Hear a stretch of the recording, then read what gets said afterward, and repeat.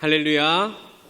오늘 주일 오후 예배에 찬양 예배 나오신 여러분들을 주님의 이름으로 축복하고 환영합니다. 우리 옆에 계신 분들과 인사하면서 시작하기를 원하는데요.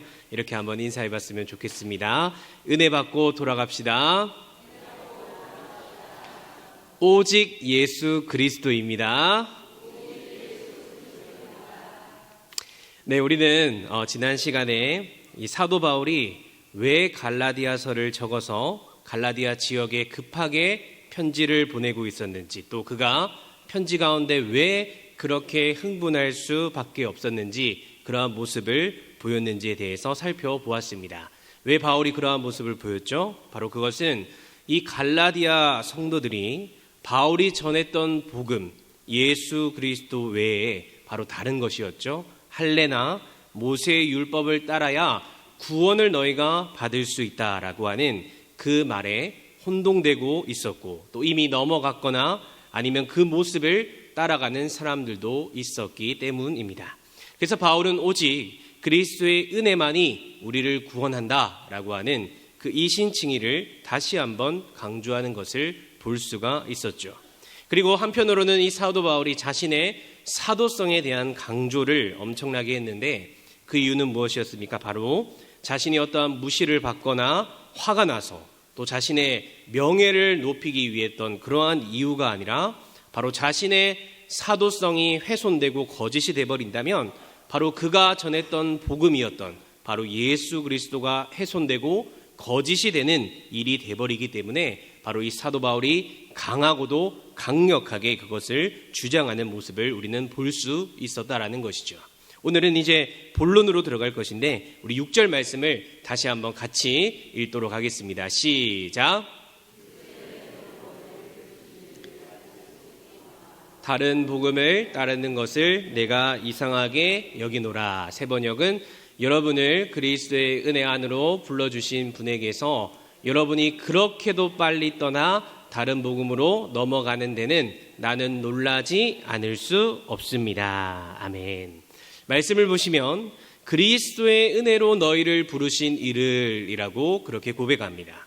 여러분, 복음이 무엇입니까? 우리가 이 복음에 대해서 길고도 장황하게 설명할 수 있겠지만, 사도 바울은 여기서 복음을 아주 명료하고도 간단하게 이야기합니다. 그리스도의 은혜로 너희를 부르신 이를.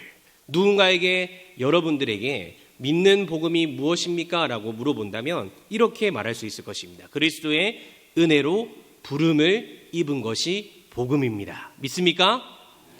특별히 이 갈라디아서뿐만 아니라 성경 전체에는 두 가지의 충돌이 일어나는 것을 볼 수 있습니다. 첫 번째는 은혜라고 하는 것이고요. 두 번째로는 율법이라고 하는 것입니다. 구약에서의 율법, 신약에서의 은혜. 그런데 이 은혜와 율법은 서로 대척점의 관계에 있는 것이 아니라 서로 상호관계라고 하는 것이죠. 그래서 예수님도 마태복음 5장 17절 말씀에 무엇이라 했냐면, 내가 율법이나 선지자를 폐하러 온 줄로 생각하지 말라. 폐하러 온 것이 아니라 완전하게 하려 함이라 라고 예수님이 그렇게 말씀하셨습니다. 이 율법이 은혜와 대척점에 있는 게 아니라 상호 보완적인 관계임을 우리에게 말해주고 있다는 것이죠. 그래서 이것을 잘못 이해하면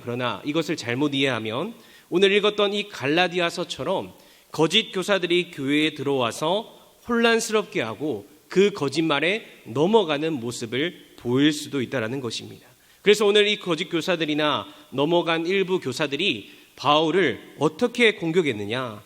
오직 믿음만으로 구원받는다라는 것은 논리적으로 좀 부족하거나 이해가 안 되는 것이다. 모세의 율법이나 할례를 받아야 한다. 바울은 정통의 사도가 아니다 라고 하면서 그를 비난하고 공격했습니다. 그러자 성도들의 입장에서는, 아직 연수가 얼마 되지 않은 이 성도들의 입장에서는 고민이 되는 것입니다. 야, 어쩐지 구원을 받는다는 것이 너무 쉽더라. 믿기만 하면 된다고 하는 것보다 무엇인가 좀 지키기도 하고 무엇인가 좀 따르기도 하면서 믿는 게 훨씬 더 설득력 있어 보이지 않느냐, 이렇게 이야기한 것이죠. 그러나 바울은 이 갈라디아 교인들을 향해 이렇게 이야기합니다. 우리 6절 말씀 다시 보시면, 그리스도의 은혜로 너희를 부르신 이를 이같이 속히 떠나. 여기에 보시면 이같이 속히 떠나라고 이야기합니다. 여기서 눈여겨볼 만한 단어가 바로 떠나라고 하는 그러한 단어인데, 이 시제는 현재도 떠나고 있다라고 하는 시제입니다. 그러니까 벌써 이 거짓 교사들에 의해서 떠난 사람들도 있었고, 지금 떠날지 말지를 고민하는 사람도 있고, 그러한 상태인 것을 우리에게 보여주고 있다는 것이죠. 그런데 여기서 여러분, 떠난다라고 하는 이 말은 직설적으로 표현하면 단순히 어디를 내가 떠난다라고 하는 의미를 가지고 있는 것이 아니라 배반자라고 하는 그러한 뜻을 가지고 있는 단어가 떠난다라는 말입니다.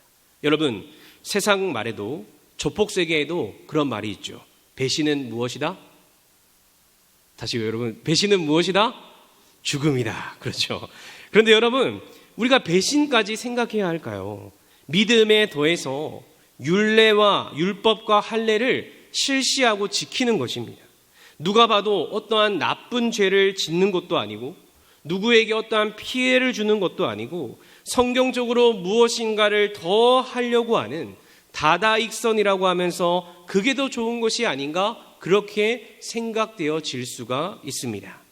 우리의 믿음 생활 가운데도 여러분, 그러한 모습이 있지 않습니까? 분명히 구원의 은혜 말고도 무엇인가 내가 좀 더 헌신하고 더 노력하고 하나님께 드리면 나의 구원에 더 도움이 될 거야 라고 생각하는 경향이 있다는 것입니다. 헌금의 문제, 기도의 문제, 예배의 문제, 직분의 문제 등이 그렇죠. 물론 이것은 믿음의 성장에 있어서는 반드시 우리에게 필요한 부분입니다. 왜냐하면 구원의 은혜는 믿음으로만 주어지지만 이 믿음의 성장은 여러 가지 모습들을 통해서 훈련됨으로 말미암아 우리에게 주어지는 것이기 때문입니다. 그러나 여기서 바울은 구원에 대하여 무엇인가를 더 추가하는 것은 복음을 너희들이 단순히 떠나고 있는 것이 아니라 배반하는 행동이 된다라고 이야기를 하고 있으며, 더 나아가서 이것은 너희를 부르신 이, 즉 하나님의 주도권을 부인하고 하나님을 버리는 행위까지 된다라고 그렇게 강하게 이야기하고 있다는 것입니다. 사실 여러분, 영적인 차원에서 이 말은 맞는 말입니다. 영적인 차원에서는 배신이 다른 말로는 떠난다라는 것입니다. 어떠한 물리적인, 거리적인 떠남을 말하는 것이 아니라 등을 돌리는 것, 나의 방향을 바꾸는 것이 떠난다라는 말입니다. 그런데 이 최초의 일이 여러분 어디서 벌어졌는지 아십니까? 바로 에덴 동산에서 벌어졌습니다. 하나님이 6일 동안 천지를 다 창조하시고 인간을 만드신 다음에 자신의 솜씨에 감탄하면서 정말 심히 좋았더라 라고 하면서 최상급의 표현을 하게 됩니다. 즉 모든 것으로부터 무오한 장소가 에덴 동산이었고 모든 피조물 또한 무오했다라는 것이죠. 그런데 사단의 속임수로 인해서 여자가 먼저 넘어지게 되고 남자도 넘어지게 됩니다. 먹음직도 하고 보암직도 하고 지혜롭게 할 만큼 탐스러운 그 선악과를 먹게 함으로 하나님으로부터 등을 돌리고 그 관계가 끊어지게 되었다라는 것이죠. 여러분, 성경에서 죄를 정의할 때는 남의 것을 훔치고 서로 싸우고 헐뜯고 방탕하고 욕하고 흔히 그런 것이 죄다라고 생각할 수 있지만 그것은 엄밀히 말해서는 죄의 증상으로 나타나는 것입니다. 그렇다면 성경이 말하는 이 죄의 개념, 죄의 정의는 무엇이냐? 바로 관계에 대한 부분이라는 것이죠. 하나님과의 관계가 끊어진 것을 성경에서는 죄다라고 이야기를 하고 있는 것입니다. 그래서 죄에 대한 결과가 무엇이죠? 바로 죽음입니다.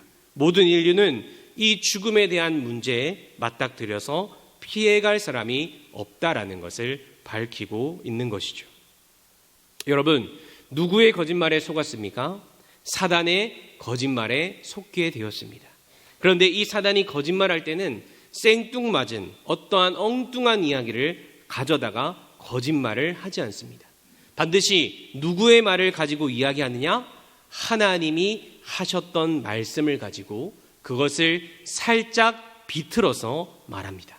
정말 너희더러 이 모든 에덴 동산의 실과를 먹지 말라고 하시더냐.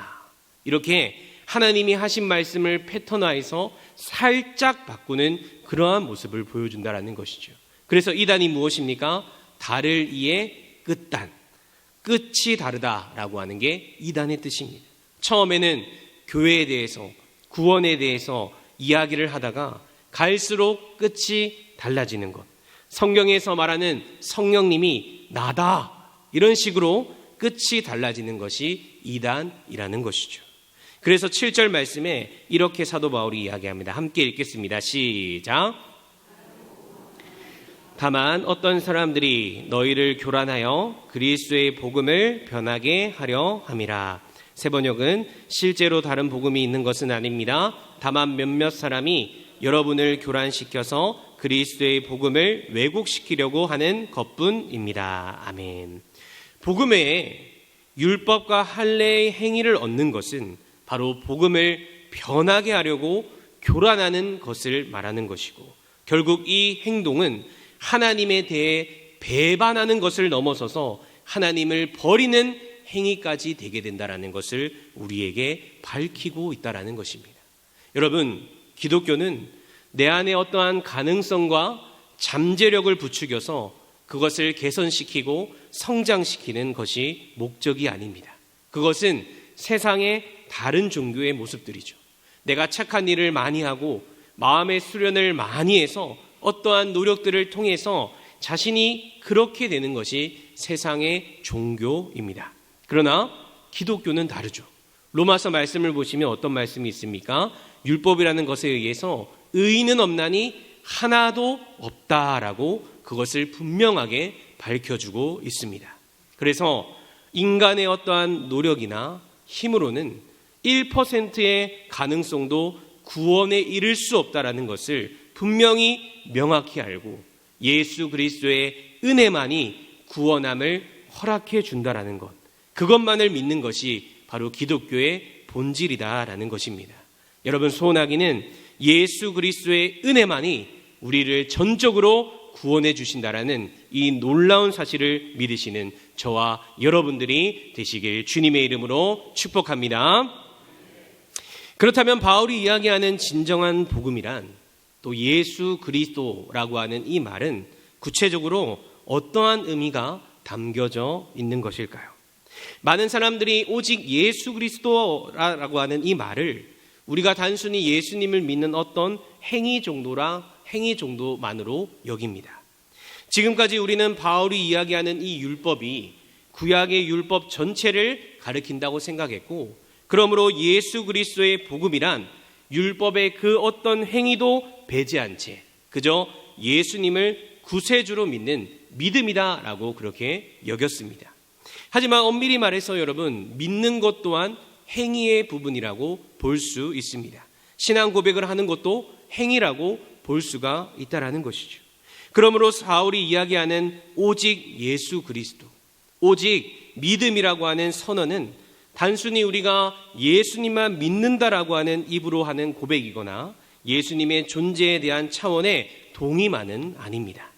우리는 이 갈라디아서의 입장을 통해서 봐야 하는 부분이 있는데, 그것이 무엇이냐면 바로 이방인으로 태어나 예수 그리스도를 믿게 된 사람들이 하나님의 백성으로 인정받게 되었다라는 이 놀라운 소식, 곧 복음의 공동체적인 측면으로 봐야 한다라는 것입니다. 데살로니가 교회 성도들이 종말론의 문제 앞에서 서서 다가올 마지막 날을 어떻게 기다리며 대비할 것인가라는 그것을 고민했다면, 이 갈라디아 교회 성도들은 어떻게 우리가 하나님의 백성이 될 수 있는가라는 문제를 그들 스스로 숙고했다라는 뜻입니다. 그래서 이 갈라디아서는 단순히 구원론적인 차원의 플러스 교회론적인 차원에서 이방인들에게 다른 어떠한 것이 그들에게 필요한 것이 아니라 오직 예수 그리스도가 십자가에서 우리를 대신해서 대속해 죽으셨다라는 것, 이 단 하나의 사실이 바로 유대인과 이방인의 구분 없이 모든 신자를 하나님의 백성으로 만들어준다라고 가르쳤다라는 것입니다. 유대인이든지 이방인이든지 가난한 자들이든지 부요한 자들이든지 남성이든지 여성이든지 주인이든지 종이든지 아무런 상관없이 바로 예수 그리스도의 십자가 아래에 마침내 한 몸이 되었다라는 사실, 이것이 바로 바울이 선포한 진짜 복음인 것입니다. 그러므로 예수 그리스도라고 하는 이 선언과 오직 믿음이라고 하는 고백, 예수면 다입니다 라고 하는 이러한 구호는 우리가 예수님을 어떻게 생각하는지에 대한 이야기가 아닙니다. 오히려 예수님이 우리를 향해 무슨 일을 하셨는가에 대해서 우리는 포커스를 맞춰야 한다는 것입니다. 우리 4절 말씀을 다시 한번 같이 읽도록 하겠습니다. 시작. 이 악한 세대에서 우리를 건지시려고 우리 죄를 대속하기 위하여 자기 몸을 주셨으니. 아멘. 오직 예수 그리스도다라고 하는 이 말은 바로 예수 그리스도가 십자가에서 우리를 대속하신 바로 그 사역만이 우리로 하여금 한 분 하나님의 백성이 되게 만든다라는 뜻입니다.